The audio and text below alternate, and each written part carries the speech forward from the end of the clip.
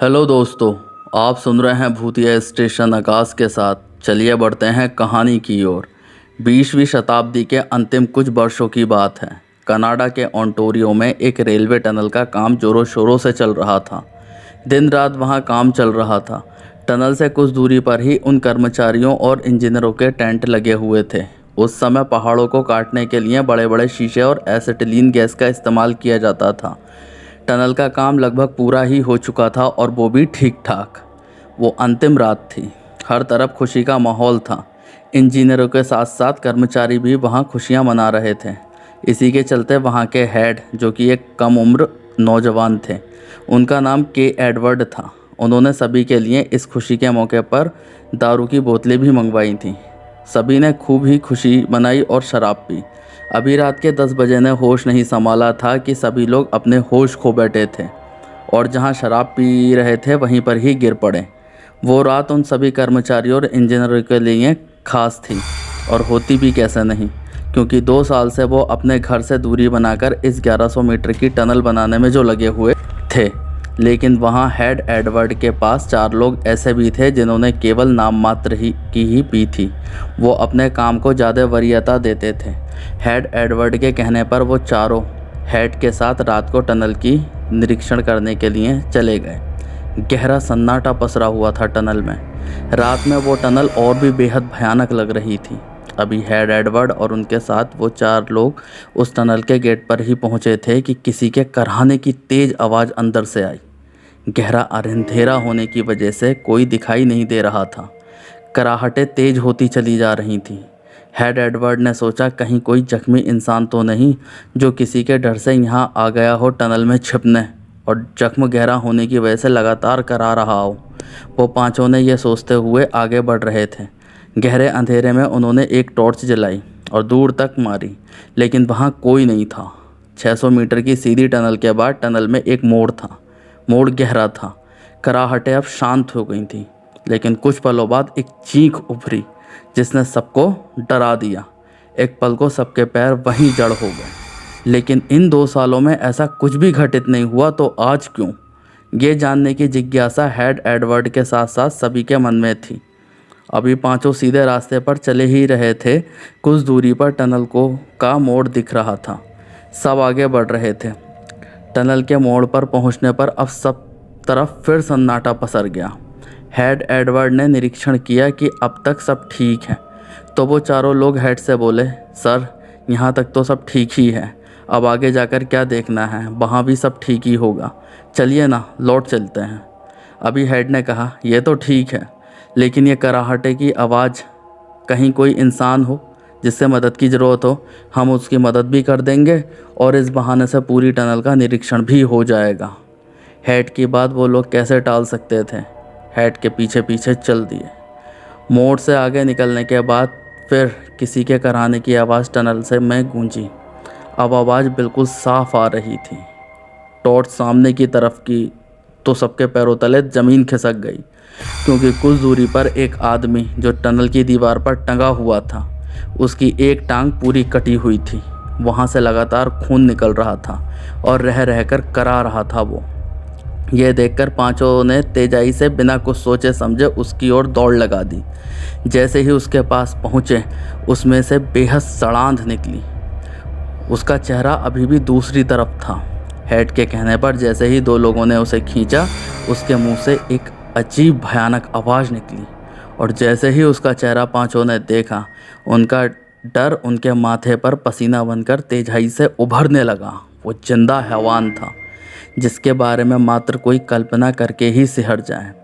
उसका चेहरा एक अजीब ही भयानकता की परिभाषा बता रहा था। चेहरे गड्ढों से भरा हुआ था जो कि बिल्कुल पीला पड़ा हुआ था। आंखें लाल तप्त सलाखों की तरह जो कि शोले बरसा रही थीं। ये देख वो पांचों उल्टे पैर भागे। अभी वो लौटकर मोड़ पर पहुंचे ही थे कि उन्हें सामने से किसी के आने का आभास हुआ, किसी भीड़ का आभास। हेड थोड़ा खुश हुए कि शायद कर्मचारियों को होश आ गया हो और वो देखने के लिए हमें यहाँ पर आए हों। लेकिन जब उन्होंने टॉर्च जलाई, तब तक बहुत देर हो चुकी थी। 11-12 लोगों का झुंड उनके बिल्कुल करीब आ पहुँचा था, और वो झुंड लोगों का नहीं बल्कि सरकटों का था। उनका शरीर पूरा नग्न और शरीर पर गहरे जख्म थे जिनसे लगातार खून चल रहा था। अब हेड और बाकी चारों के पास कोई चारा नहीं था। वो फिर खुद को बचाने के लिए उसी दिशा में भागे जिस ओर वो जिंदा हैवान टनल की दीवार पर टंगा हुआ था। लेकिन अब वहाँ कोई नहीं था। वो लगातार टनल के दूसरे छोर की ओर भाग रहे थे। इस भागने में टॉर्च गिर गई।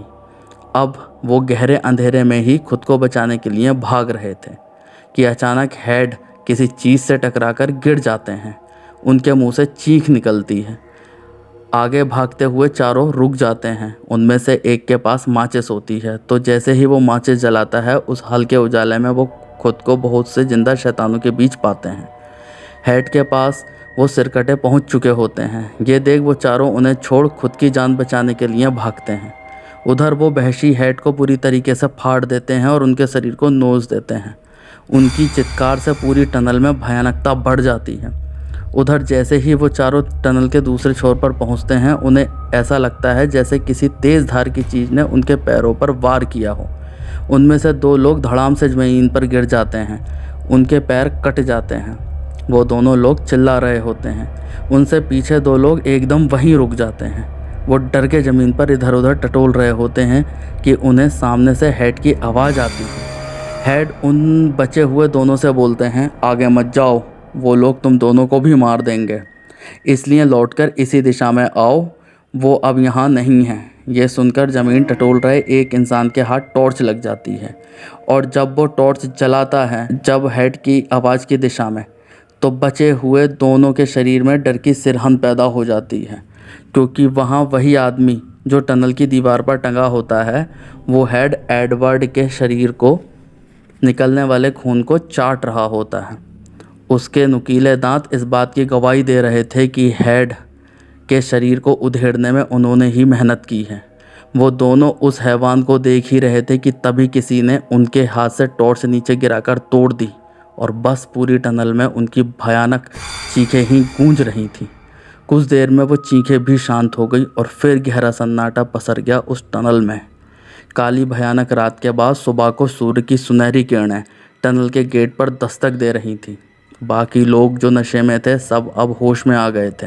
सुबह उठकर सबसे पहले हेड एडवर्ड के टेंट की तरफ गए तो देखा उनका टेंट तो खाली था और उनके पास के 4 टेंट भी खुले हुए और खाली थे। तो उनमें से एक बोला कि शायद टनल का निरीक्षण करने गए होंगे हेड साहब, चलो हम भी चलते हैं, वैसे भी आज हमारा अंतिम दिन ही है। कुछ घंटों बाद हम अपने घर की ओर रवाना हो जाएंगे। और जब कुछ कर्मचारी वहां पहुंचते हैं तो सब डर जाते हैं, क्योंकि वहां हेड एडवर्ड के शरीर को जो पूरी तरीके से उधड़ा हुआ होता है टनल की दीवार पर टंगा होता है।